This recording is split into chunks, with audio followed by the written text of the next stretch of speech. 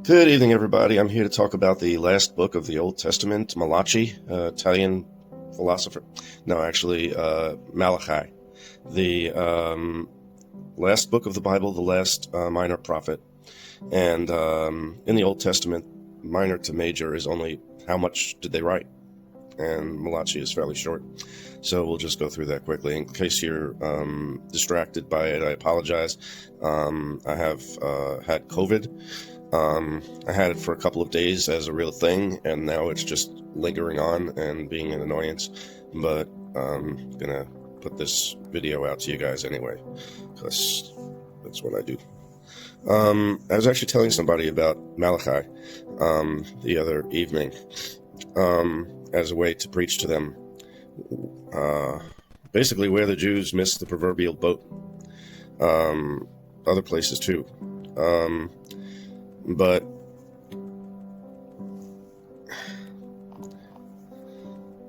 do you know anybody that would go to a movie, walk out 2/3 of the way through and say, oh, that was great? Or read a book and do the same?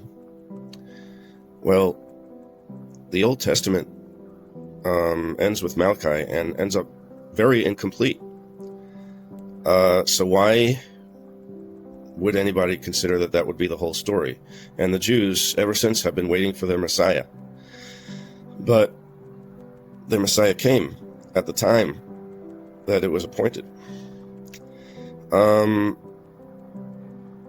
the time of Malachi, there was a period of great spiritual decline and moral decay within Israel. But Malachi is a hopeful text, very much so. And he talks about the coming of a righteous messenger, the arrival of a messenger of the covenant. Basically, he is the only, I believe he's the only prophet that foretells the coming of John the Baptist. And he talks about a figure who would prepare the way for the Lord's return.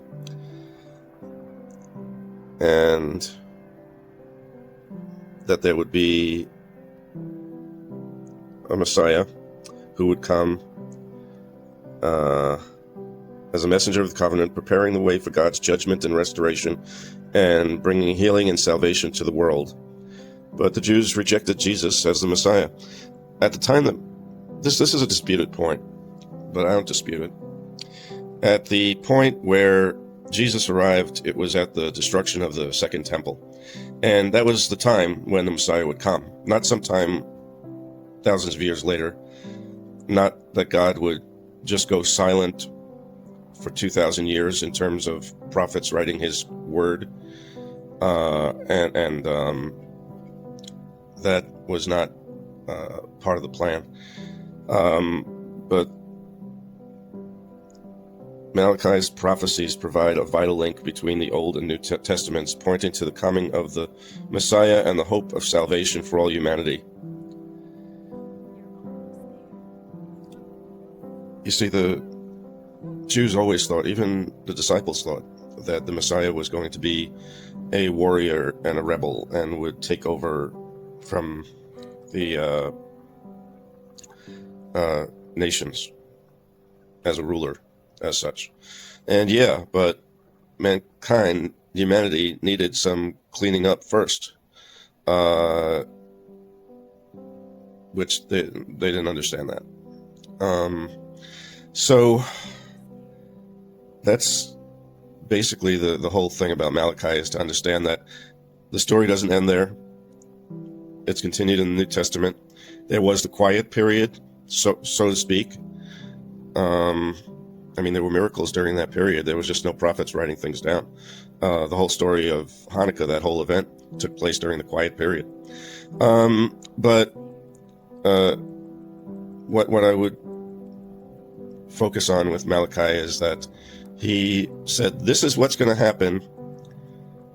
Just wait, hang out and wait. This is coming.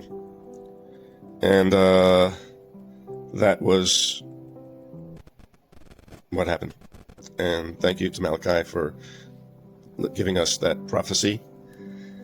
And we are so blessed to be putting our faith in Jesus and in God the Father, and not locking our faith into a belief that is not biblical, which has a misunderstood vision of who the Messiah would be and how he would save us.